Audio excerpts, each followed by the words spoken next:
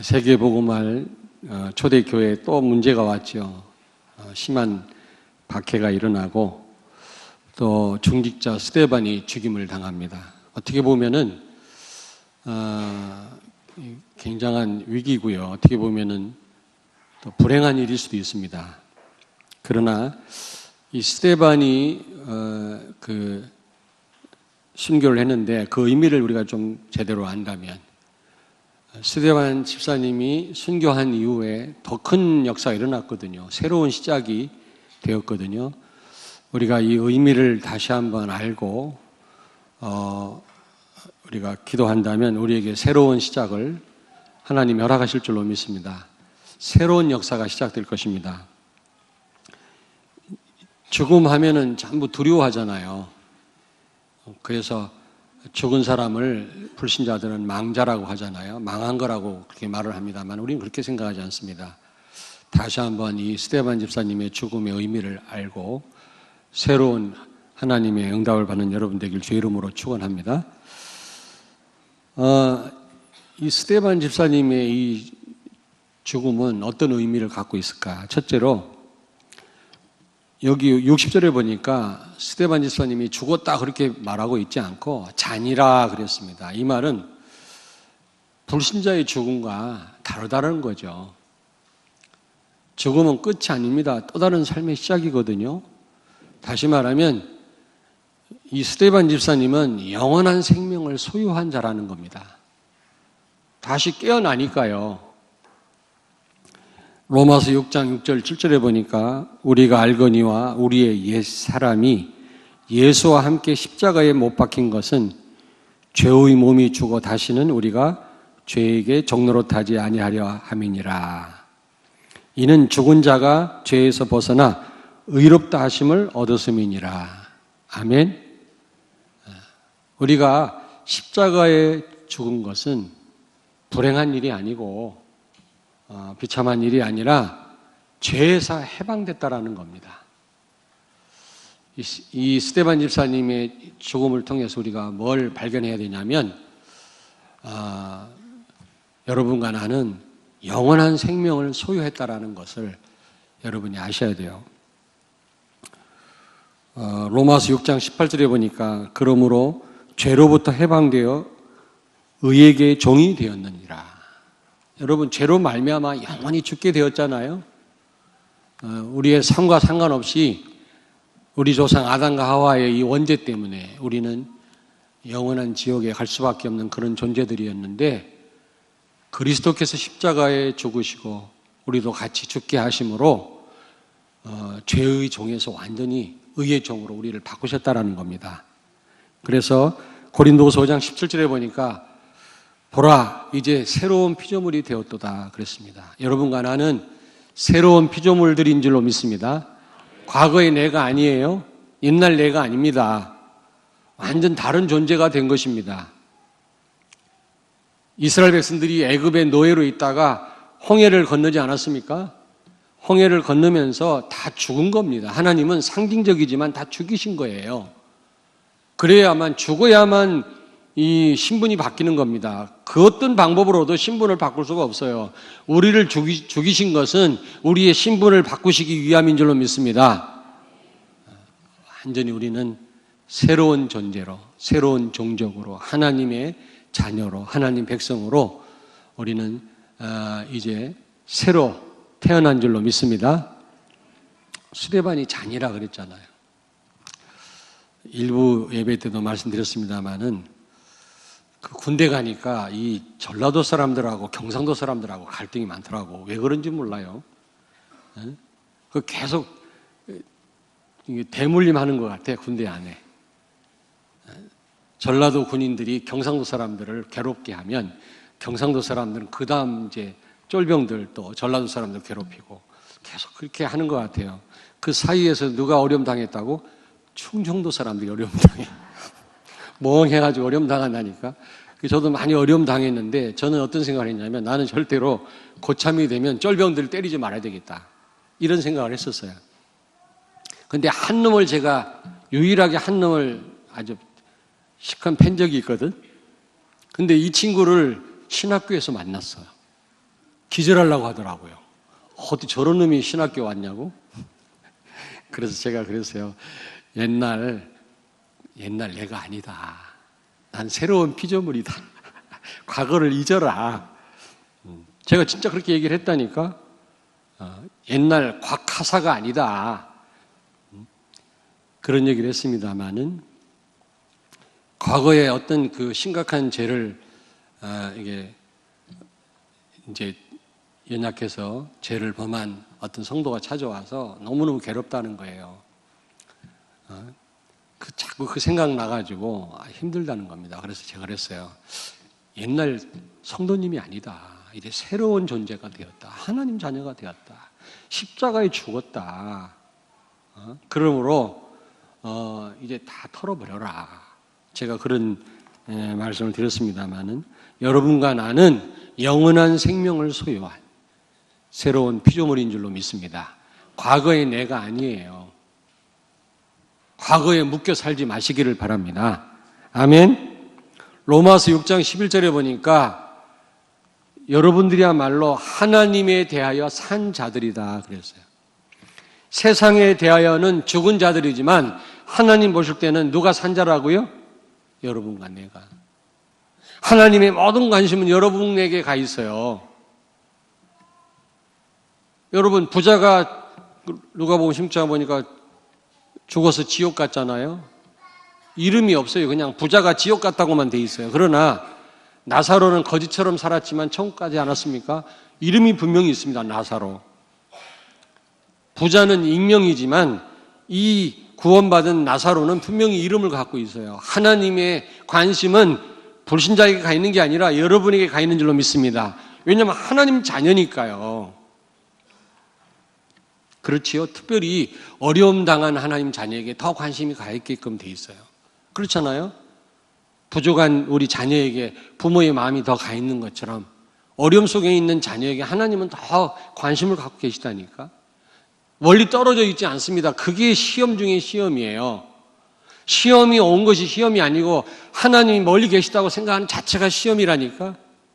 하나님이 이 상황을 모르시는 거 아닌가라고 생각하는 게 그게 문제지 문제가 아닙니다. 하나님이 함께 하신다면 그 어떤 것도 문제가 안 되는 줄로 믿습니다.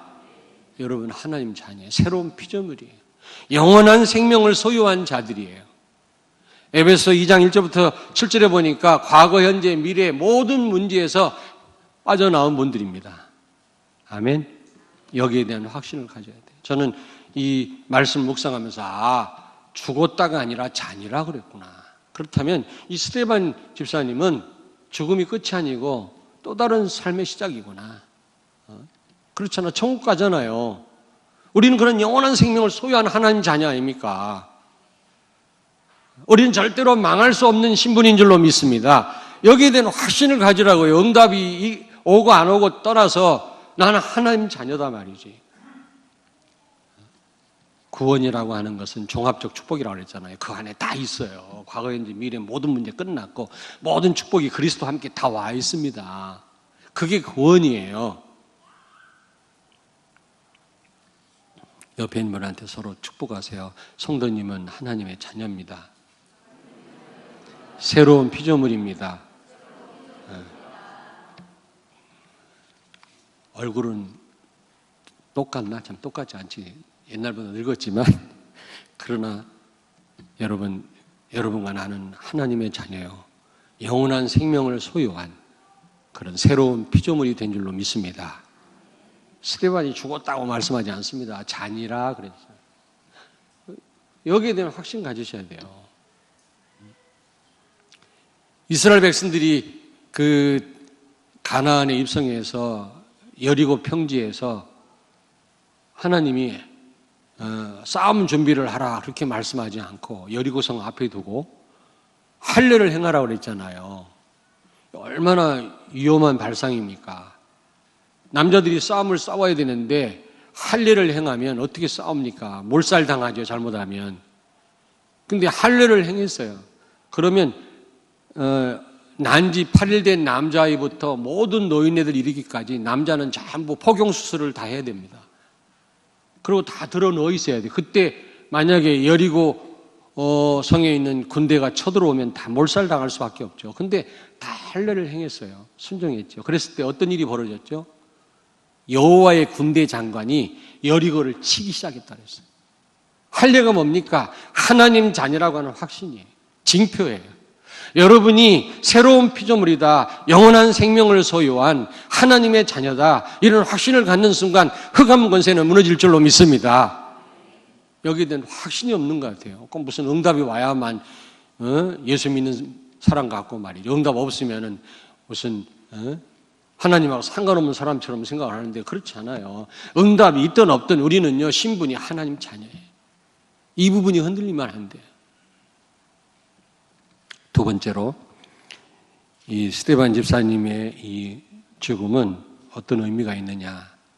죽기까지 복종하셨다라는 겁니다. 하나님께, 예수님께.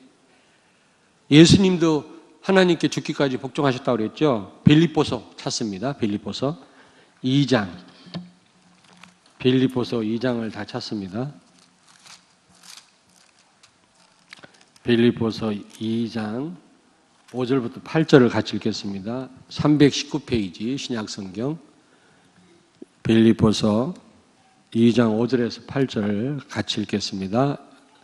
너희 안에 이 마음을 품으라. 곧 그리스도 예수의 마음이니 그는 근본 하나님의 본체시나 하나님과 동등됨을 취할 것으로 여기지 아니하시고 오히려 자기를 비워 종의 형체를 가지사 사람들과 같이 되셨고 사람의 모양으로 나타나사 자기를 낮추시고 죽기까지 복종하셨으니 곧 십자가에 죽으심이라.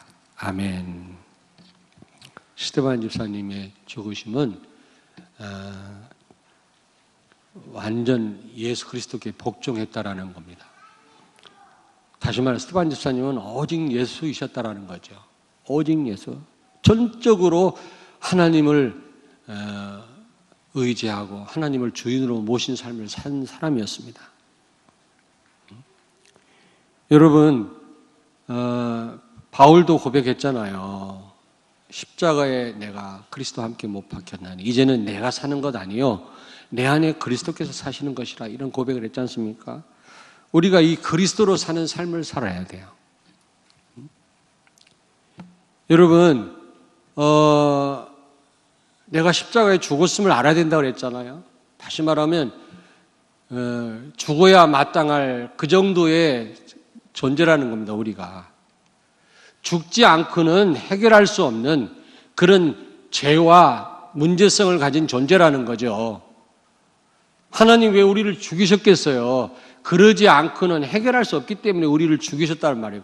그 정도로 우리는 극악한 죄인이고 0.001%도 하나님을 기쁘게 해드릴 만한 조건을 갖고 있지 않는 존재입니다. 우리가. 그런 존재임을 여러분이 안다. 그러면 감동, 감격, 감사가 생길까요? 좌절이 될까요? 한번 여쭤보십시다. 내가 죄인이다. 억만 죄악 가운데 멸망당할 수밖에 없는 나를 그리스도께서 구원하셨다. 그렇게 여러분이 생각하실 때 좌절이 돼요? 오히려 감사가 나와요? 얼굴이 그렇지 않은데요? 응? 여러분, 누가복음 15장에 보니까 탕자 비유 나오지 않습니까? 탕자가 집 나갔다 돌아왔어요. 근데 큰아들은 집에서 착실하게 아버지 옆에서 수종 들고 일을 잘 해왔습니다. 나중 삶을 볼 때 정말 늘 감사하고 감동하고 가정을 중요하게 여긴 사람이 어떤 사람이었을까요? 탕자였을까요? 그 큰 아들이었을까요? 예? 이거 물어보나 마나 이건 어리석은 질문이지.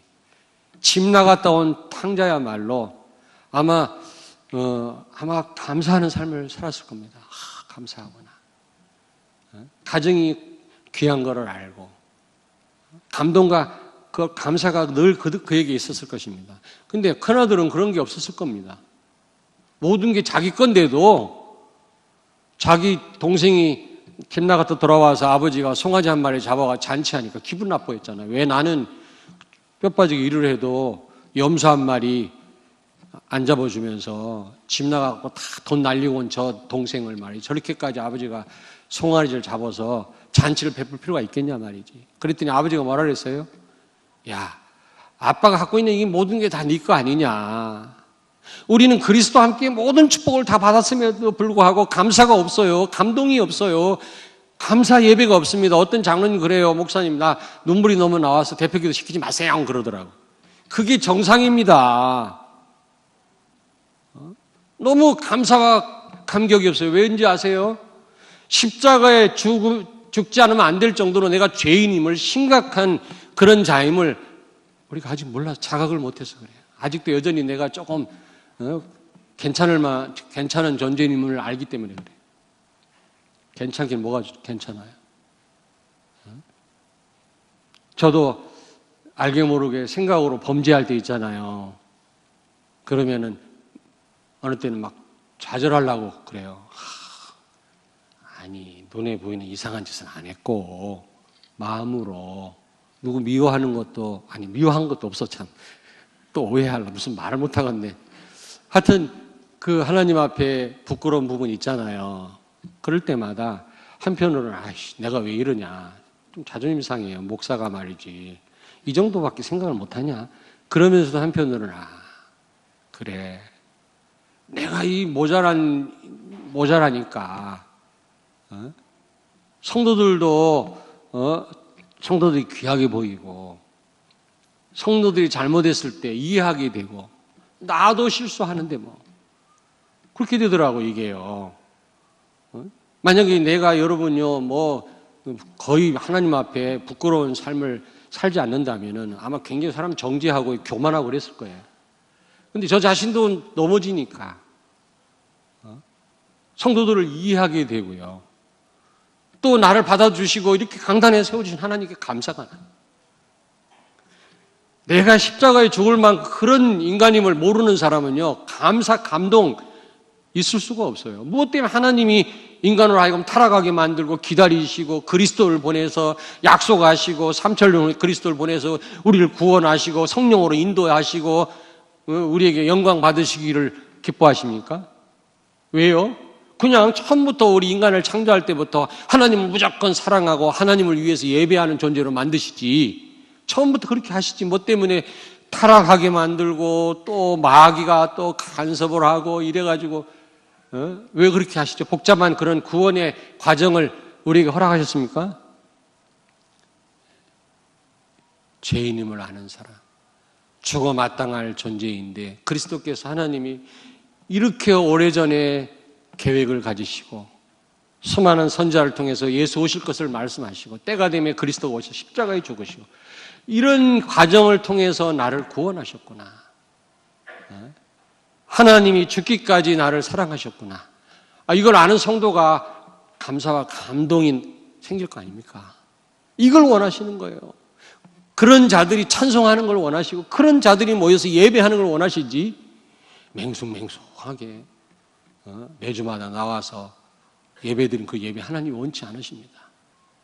내가 십자가에 죽었음을 기억하고 내 안에 사는 분은 그리스도고 이 말은 무슨 말입니까? 그 정도로 죄인이란 말이죠.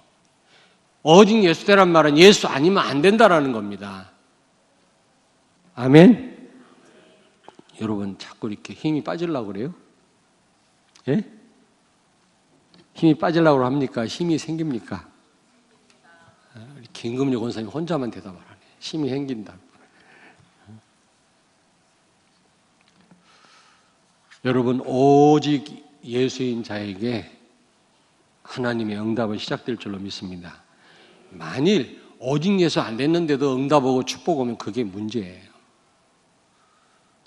어느 때 이렇게 개업 예배 드리러 가면 지금은 그런 경우가 없는데요. 예전에 개업 예배 드리러 가면 막 그래요. 목사님 사업이 잘 되면요 내가요 교회에서 무슨 역할을 하고요 뭐 세계복음 하는데 어떻게 하고 식준 역할하고 그럼 제가 그분을 다 알거든요. 속으로 어떤 생각하는지 아세요? 예? 토요일날 나와서 청소나 잘하세요. 그런 생각을 해요. 나중에 돈 벌어가지고 뭘 하고 물론 그게 나쁜 생각은 아닌데 하나님 기뻐하시지 않습니다. 오직 예수 되지 않고 응답받으면 여러분 하나님을 위해서 여러분 일하지 않습니다. 오직 예수 되지 않았는데 우리 렘넌트가 출세했다. 하나님과 아무 상관이 없어요. 무슨 얘기인지 아시겠습니까?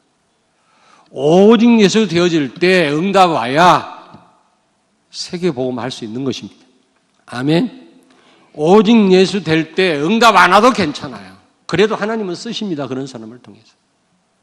오직 예수가 여러분 목표가 돼야지 신앙생활 목표가 다른 것이 목표가 된다면 반드시 무너져요. 어느 날요. 세계복음화는 오직 예수 되어지는 거지 세계복음화가 목표긴 합니다마는 목표만 세운다고 될 일이 아니에요. 우리가 오직 예수 되어질 때 세계복음화는 되어지는 줄로 믿습니다. 어떻게 보면 우리의 목표는 오직 예수가 되어야 돼요. 오직 예수.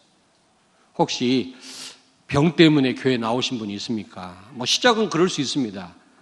아니면은 사업 때문에 내가 너무 힘들어서 교회 나오신 분이 있습니까? 그럴 수 있습니다. 그러나 빨리 목표를 바꾸셔야 돼요. 오직 예수로. 오직 예수로 목표를 바꾸지 않는다면 반드시 한계가 옵니다. 우리의 목표는 오직 예수 되어야 될 줄로 믿습니다. 옆에 있는 분은 축복하세요. 한 번만 더. 우리의 목표는 오직 예수입니다. 아멘. 예.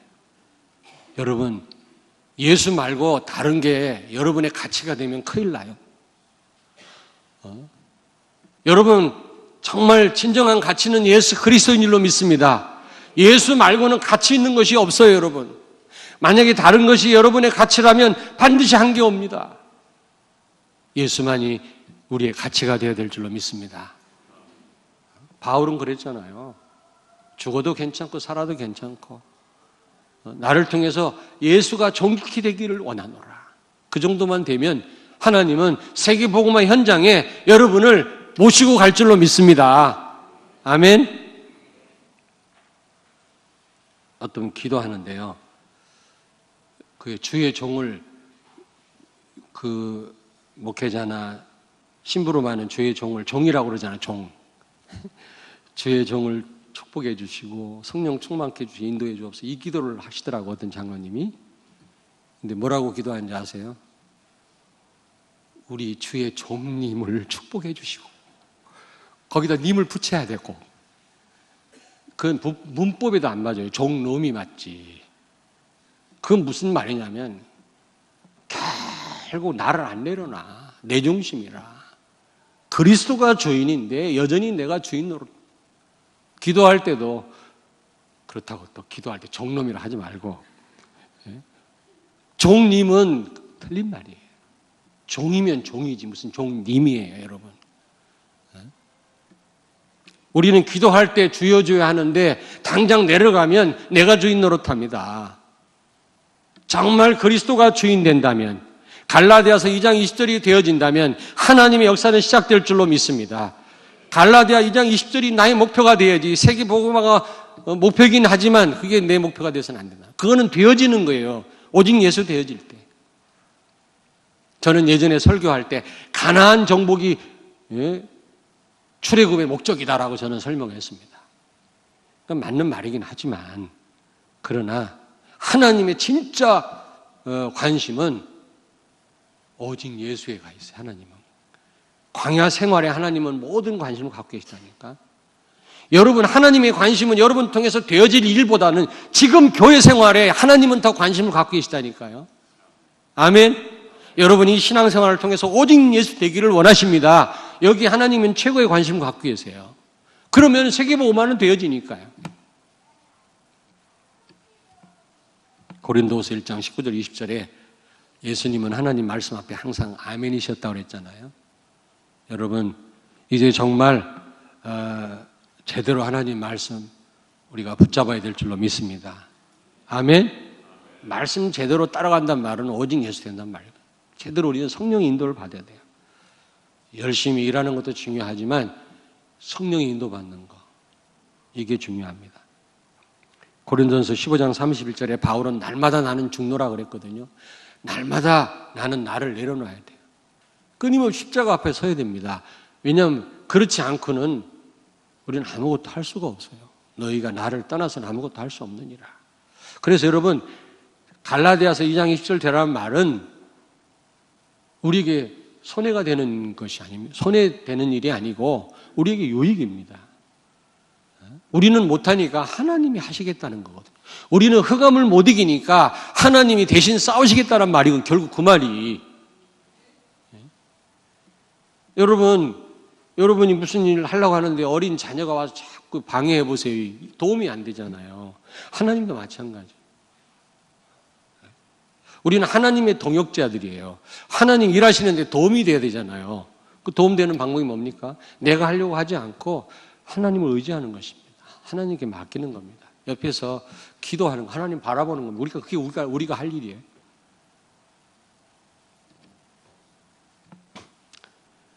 바울은 날마다 죽는다고 고백했으며 우리는 날마다 십자가 앞에 서야 될 줄로 믿습니다. 자, 세 번째로 이 스데반의 죽음은 어떤 의미가 있느냐. 여러분, 예루살렘 교회가 복음을 회복하고 정말 전도하는 교회였습니다. 그러나 선교를 하지 않았어요. 선교하라고 하는 이 사명을 놓친 겁니다. 하나님이 예루살렘만 있지 말라고 예루살렘만 있으라고 말씀하지 않았거든요. 예루살렘 온 유다 사마리아 땅까지 이르러 증인이 되라고 그랬지. 언제 예루살렘에만 머물러 있으라고 그랬어요? 근데 이 초대교회는요, 이 선교의 사명을 까맣게 잊어버린 겁니다. 그때 하나님은 스데반을 죽게 해가지고 강제로 흩어버리신 거예요. 그때 세워진 교회가 안디옥 교회입니다. 이 안디옥 교회는 유대인뿐만 아니라 헬라인에게도 복음을 전했다고 그랬잖아요. 선교의 사명을 감당한 거죠. 그 안디옥 교회가 받은 축복이 얼마나 큽니까? 여러분, 우리 교회는 첫째로, 자, 절 보세요. 잘 모이는 교회가 되어야 될 줄로 믿습니다. 자꾸 요즘요, 자꾸 모이기를 폐하는 사람들이 많아요. 응? 아니, 절 보세요. 지교회 전략, 이게 마게도니아 전략이고 이게 세계를 정복한 전도 전략, 성경적인 전도 전략이잖아요. 그래서 저와 특별히 우리 장로님들은 첫째로 이 지교에 여러분 이 응답을 받으셔야 돼요. 어떤 중요한 일 같이 머리를 맞대고 우리가 해결도 해야 되지만 더 중요한 거는 여러분 현장이 지교회가 돼야 됩니다. 그래서 하나님 기름 부어 세우신 겁니다. 아멘. 그런데 이 지교회의 이 성경적인 전략을 오해해가지고요, 뻔뻔만 하면 교회 나가서 자기들끼리 모여가지고 예배 드려요. 그게 지교회가 아니라니까. 일반 교회는 그 지교회 전략을 몰라서 그렇게 못해. 근데 우리는 그거를요, 잘못 이해를 해가지고 교회 분리시키는 그런 것으로 잘못 그거를 사용한다니까. 지교회는 그런 게 아닙니다, 여러분. 그리고 요즘에 이 미디어가 굉장히 발전이 돼가지고요, 컴퓨터 가지고 예배 드리고, 모바일로 예배 드리고 자기끼리 모여가. 그건 여러분, 그런 교회를 세워본 적이 없어요, 성경에 보면. 나 혼자는 안 되기 때문에 자꾸 모이라고 하는 겁니다. 여러분 혼자 됩니까? 신앙생활 더더군다나? 자꾸 모여서 우리가 말씀 듣고 모여서 포럼하고 교제하고 서로 위로하고 힘을 줄 때 이게 신앙생활이 되어지는 거거든요. 내가 세워져 가는 건데 이런 모임을 갈수록 자꾸 폐하는 것입니다. 그래서 우리는 잘 모여야 돼요. 하여튼 어쨌든 잘 모여야 됩니다. 그게 사는 길입니다. 아멘. 잘 모이셔야 돼요. 주일 오후 예배 때도 모이시고. 사실 예전에는 우리 어릴 때는요, 저녁 예배 드려서 저녁에 7시 반, 8시에. 근데 조금 성도들에게 편의를 봐주자 그래가지고 2시 반 예배 드리고 일찍 끝나고 보내고. 어느 교회 가니까 오후 예배가 없어. 오후 예배가 없어요. 그러면서 점점 이제 말씀이 약화되는 거지. 이미 복음은 힘해졌는데 복음이 힘해진 가운데 아예 잘 모이지도 않으니까 이게 보통 위기가 아니란 말이에요. 잘 모여야 됩니다. 우리는 어쨌든 모여서 은혜 받고 하나님을 찬양하고 도전받고 포럼으로 힘을 얻고 서로 뿐만 아니라 잘 흩어져야 돼요. 잘 흩어져야 돼요.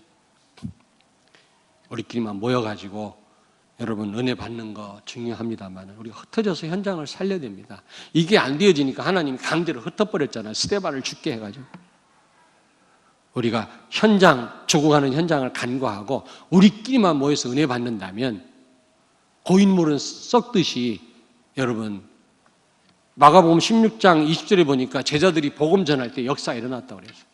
군인의 실력은 전쟁터에 나갔을 때 실력이 나타나는 거지 내무반에서 실력이 나타나지 않습니다. 우리의 여러분의 능력과 권세가 어디서 나타나는지 아십니까? 하나님께 주신 축복이 언제 발휘되는지 아십니까? 현장에 나갔을 때, 복음 전할 때 나타나는 거예요.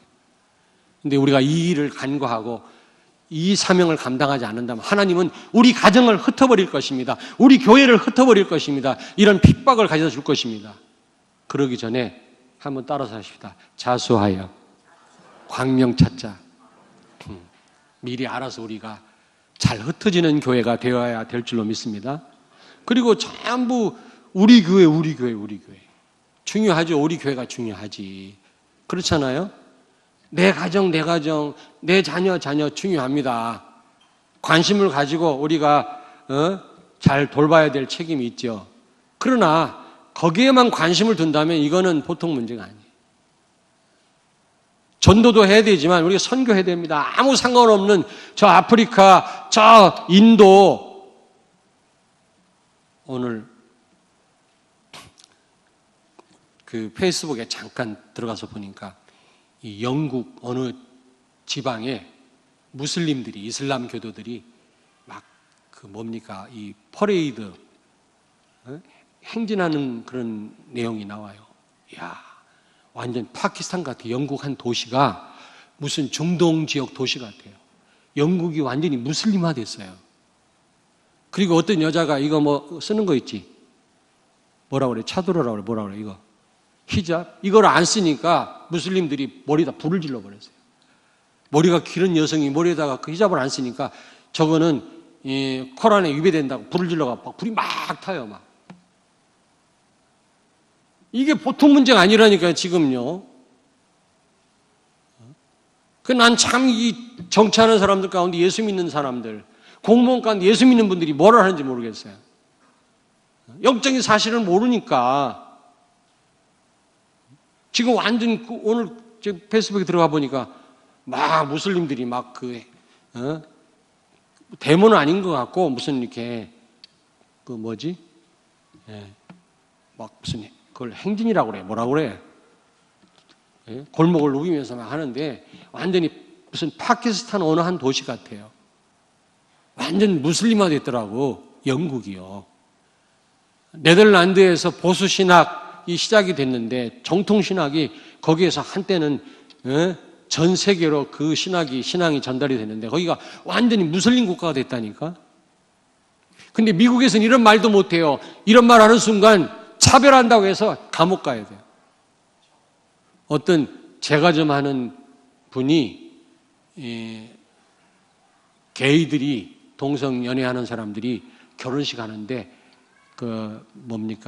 축하 케이크를 만들어 달라고 했는데 그거 못 해주겠다고 했는데 1억 벌금이 떨어졌대요. 1억 벌금.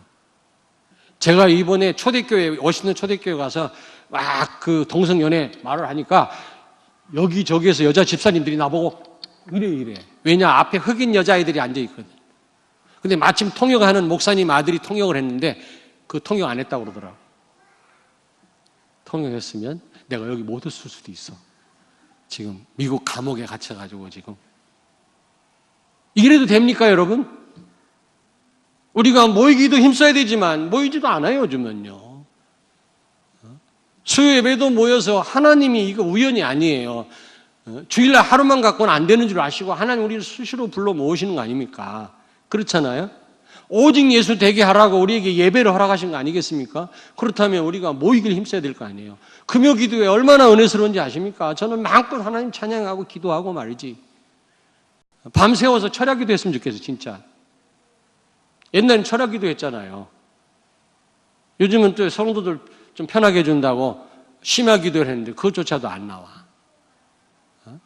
모이길 힘써요. 근데 모이길 힘쓸 뿐만 아니라 잘 흩어져야지. 이 초대교회 예루살렘 교회가 흩어지지 않으니까 하나님이 강제로 흩어버렸어요. 선교에 대해서 관심이 없어요. 맨 자기 교회밖에 몰라. 맨 내 일밖에 몰라. 내 일을 등한히 하란 말이 아닙니다. 여러분 오해하지 마세요. 아무쪼록 안디옥 교회가 흩어진 자들이 모여서 세운 교회가 안디옥 교회인데 본격적으로 선교사를 파송하고 선교할 때 어마어마한 복을 받았잖아요. 우리가 이 복을 노리고 하는 건 아니지만 우리 교회가 안디옥 교회 같은 교회가 되어야 될 줄로 믿습니다.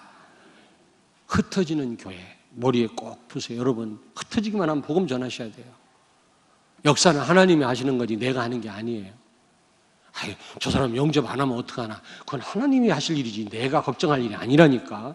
전도는 되어지는 거지 하는 게 아닙니다, 여러분. 여러분이 모여서 은혜 받고 은혜 받은 여러분이 현장에 들어갈 때 하나님은 구원받을 사람, 갈급한 사람, 구원하기로 작정된 자를 하나님이 붙이실 줄로 믿습니다. 그럴 때 주저하지 말고 담대하게 복음을 선포하세요. 아멘.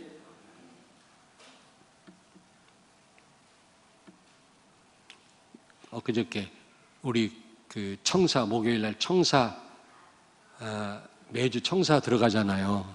기획재정부 가서 이 공무원들하고 성경 공부하고 오는데 이번에 갔다가 오면서 우리 곽선민 준목사하고 같이 우리 그 유선희 장로님 어머님 입원해 계신 그 보건병원에 들렸다 왔어요.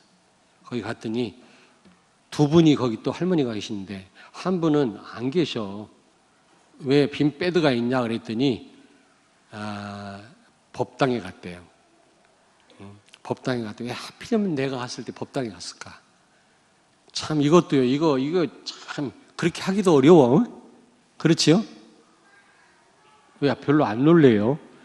내가 복음 가진 내가 갔는데 그 순간에 하필이면 법당에 갔겠습니까, 여러분? 그것도 절묘하지 않습니까? 근데 우리 집사님은 구집사님인데 집사님은 한 10년 전에 제가 보험병원에서 만났는데 말씀 전했더니 얼마나 우리 유선희 장로님 어머님이 기뻐하는지. 제가 최고래. 그랬던 분이 있는데 이번에 갔더니 몸이 굉장히 안 좋은 상황인데도 아주 의식이 또렷또렷하더라고요. 우리 인간이 해결할 수 없는 이 문제를 해결하기 위해서 누구를 보내셨죠? 그랬더니 그 구집사님이 독생자. 그렇게 대답을 하시더라고요. 근데 그 앞에 할머님 한 분이 계셨어요. 그 할머님이 얼마나 잘 듣는지 몰라요. 감사하다고. 근데 인사를 어떻게 하는지 아세요? 정말 무슨 말인지 알아들었대. 감사하대. 자기 구원받은 거. 우리 유선희 장로님 뒤에 계시잖아요. 여러분, 왜 하나님 병원에 저를 보내셨을까요? 물론 구집사님 위로하고 기도하라고 보내셨지만 구원받을 사람이 있어요. 노인네든 젊은이든 간에. 흩어지면 우리는 복음 전할 준비를 하고 있어야죠. 그렇잖아요? 한 번은 병원에 갔는데 우리 성도가 안 계세요. 어디 가셨냐 했더니 검사 받으러 내려갔대. 그래서 우리 전도사님하고 그 2층 검사 받는데 앞에 가서 기다리고 있어요. 좀 있어 검사 받고 나올까 싶어갖고. 근데 앞에 휠체어 탄 사람이 내 앞에서 쇼를 하는 거예요. 공간이 넓은데 왜 내 앞에 와서 자꾸 휠체어를 갔다 이리 갔다 저리 갔다. 여러분 같으면 어떻게 생각했을 것 같아요? 이 사람 왜 그래요? 절로 가요. 그렇게 했을 수도 있잖아요. 저는 이 사람이 복음을 들어야 될 사람이구나. 그래서 일로 와보시라고. 병원에 왜 여기 와 오셨습니까? 그랬더니 교통사고 나가지고 지금 몇 개월째 병원에 입원하고 있는데 지겨워 미치겠대. 그럼 내가 잠깐 좋은 말씀 드려도 되겠냐고 그랬더니 나한테 지금 있는 거는 시간밖에 없다고. 우리 성도 지금 검사받고 나올 때까지 제가 전도사님하고 우두커니 앉아가지고 뭐 하겠습니까? 복음 전했어요. 얼마나 잘 듣는지 몰라요. 눈물 뚝뚝 흘리면서 예수 영접했어요. 그러면서 이분이 가면서 하는 말이 내 방에 교통사고 나가지고 같이 입원한 환자가 가는데 장로님 계시대요. 근데 그 인간은 어떻게 한 번도 몇 개월 같이 있으면서 이런 말을 안 전해줬는지 모르겠다. 또 집사도 또 있대, 한 사람. 여러분, 흩어지는 교회, 흩어지면 복음 전하는 교회, 모이면 은혜 받는 교회. 아멘? 그런 교회가 되어질 때 오늘 여기 보니까 결론적으로 스데반이 죽을 때 예수님이 보좌에 일어나셨다 그랬어요. 항상 보좌에 앉아 계신 예수님이 일어나셨다. 그건 무엇을 의미하죠? 기뻐하시면서 응원하시는 것을 의미하는 거예요. 우리가 새로운 피조물이라고 확신을 가지고 날마다 나를 내려놓고 정말 하나님 원하시는 일을 할 때 하나님은 우리를 기뻐하시고 우리를 배후에서 응원하시고 도우실 줄로 믿습니다. 우리 교회를 하나님께서 책임지시고 인도하실 것입니다. 아멘?